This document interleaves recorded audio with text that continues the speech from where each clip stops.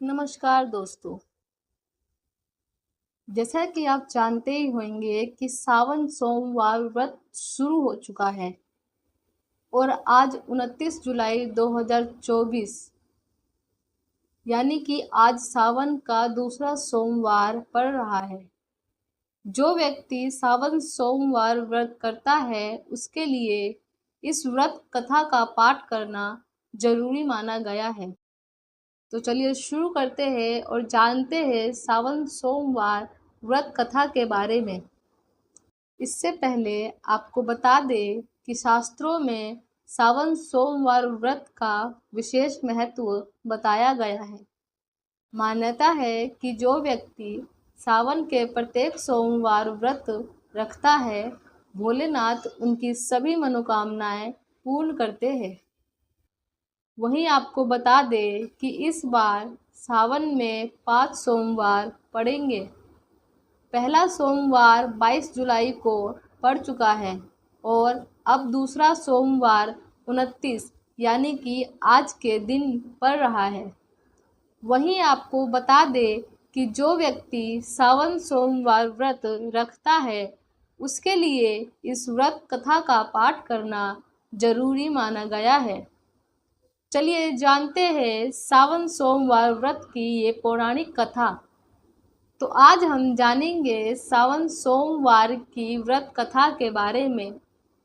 एक समय की बात है, किसी नगर में एक साहूकार था।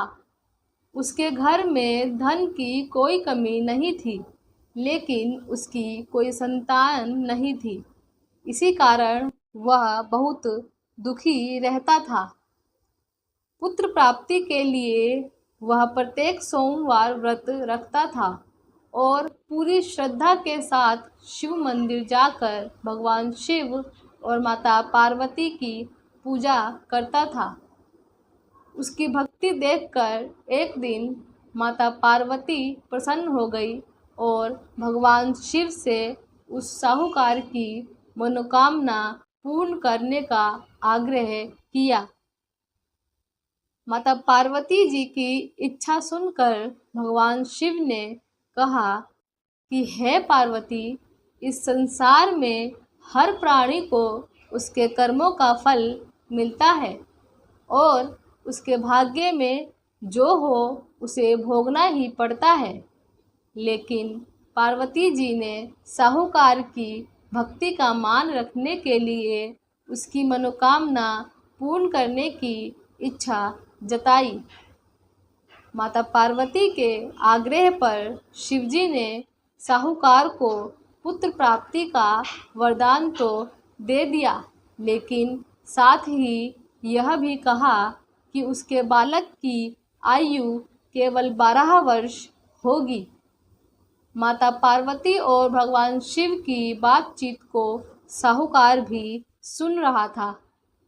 उसे ना तो इस बात की खुशी थी और ना ही दुख। वह पहले की भांति शिवजी की पूजा करता रहा। कुछ समय बाद साहूकार के घर एक पुत्र का जन्म हुआ। जब वह बालक 11 वर्ष का हुआ तो उसे पढ़ने के लिए काशी भेज दिया गया।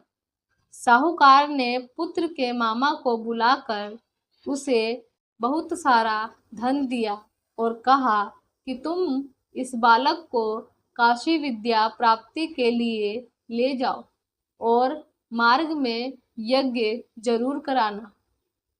जहाँ भी यज्ञ कराओ वहाँ ब्राह्मणों को भोजन कराते और दक्षिणा देते हुए जाना।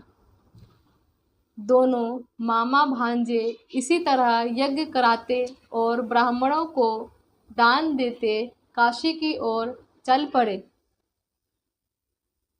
रात में एक नगर पड़ा जहाँ नगर के राजा की कन्या का विवाह था, लेकिन जिस राजकुमार से उसका विवाह होने वाला था वह एक आंख से काना था।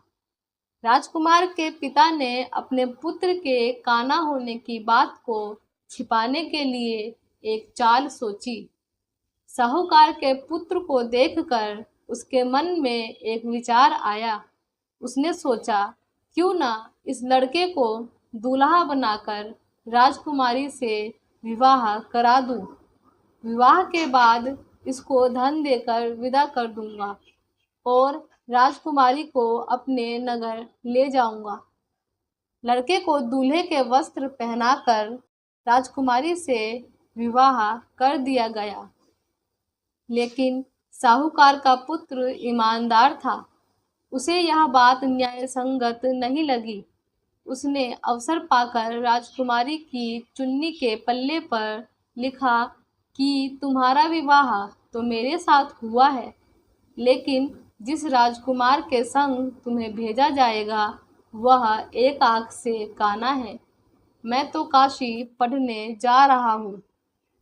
जब राजकुमारी ने चुन्नी पर लिखी बातें पढ़ी, उसने अपने माता पिता को यह बात बताई। राजा ने अपनी पुत्री को विदा नहीं किया, जिससे बारात वापस चली गई। दूसरी ओर साहूकार का लड़का और उसका मामा काशी पहुंचे। वहां जाकर उन्होंने यज्ञ किया। जिस दिन लड़के की आयु 12 साल की हुई, उसी दिन यज्ञ रखा गया। लड़के ने अपने मामा से कहा कि मेरी तबीयत कुछ ठीक नहीं लग रही है।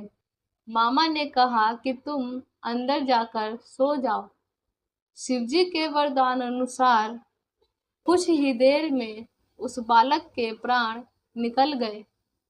मृत भांजे को देख उसके मामा ने विलाप शुरू कर दिया। संयोगवश उसी समय शिवजी और माता पार्वती उधर से जा रहे थे।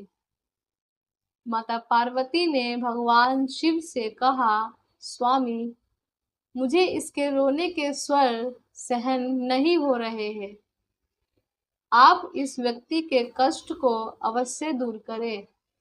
जब शिवजी मृत बालक के समीप गए, वह बोले कि यह उसी साहूकार का पुत्र है जिसे मैंने 12 वर्ष की आयु का वरदान दिया था। अब उसकी आयु पूरी हो चुकी है। लेकिन मातृभाव से विभोर माता पार्वती ने कहा कि हे महादेव, आप इस बालक को और आयु देने की कृपा करें, अन्यथा इसके वियोग में इसके माता पिता भी तड़प तड़प कर मर जाएंगे। माता पार्वती के आग्रह पर भगवान शिव ने उस लड़के को जीवित होने का वरदान दिया। शिव जी की कृपा से वह लड़का जीवित हो गया। शिक्षा समाप्त करके लड़का मामा के साथ अपने नगर की ओर चल दिया। दोनों चलते हुए उसी नगर में पहुंचे जहां उसका विवाह हुआ था। उस नगर में भी उन्होंने यज्ञ का आयोजन किया। उस लड़के के ससुर ने उसे पहचान लिया और महल में ले जाकर उसकी खातिरदारी की और अपनी पुत्री को उसके साथ विदा कर दिया। इधर साहूकार और उसकी पत्नी भूखे प्यासे रहकर बेटे की प्रतीक्षा कर रहे थे। उन्होंने प्रण कर रखा था कि यदि उन्हें अपने बेटे की मृत्यु का समाचार मिला तो वह भी प्राण त्याग देंगे। परंतु अपने बेटे के जीवित होने का समाचार पाकर वह बेहद प्रसन्न हुए। उसी रात भगवान शिव ने व्यापारी के स्वप्न में आकर कहा, हे श्रेष्ठी, मैंने तुम्हें सोमवार के व्रत करने और व्रत कथा सुनने से प्रसन्न होकर तेरे पुत्र को लंबी आयु प्रदान की है। इसी प्रकार जो कोई सोमवार व्रत करता है या कथा सुनता है या उसे पढ़ता है तो उसके सभी दुख दूर होते हैं और समस्त मनोकामनाएं पूर्ण हो जाती हैं। तो दोस्तों, यह थी सावन सोमवार की व्रत कथा। यह कथा आपको कैसी लगी कमेंट सेक्शन में ज़रूर बताइए और वीडियो को लाइक और चैनल को सब्सक्राइब भी ज़रूर कीजिए ताकि हमें ऐसी ही और वीडियो बनाने के लिए मोटिवेशन मिलता रहे।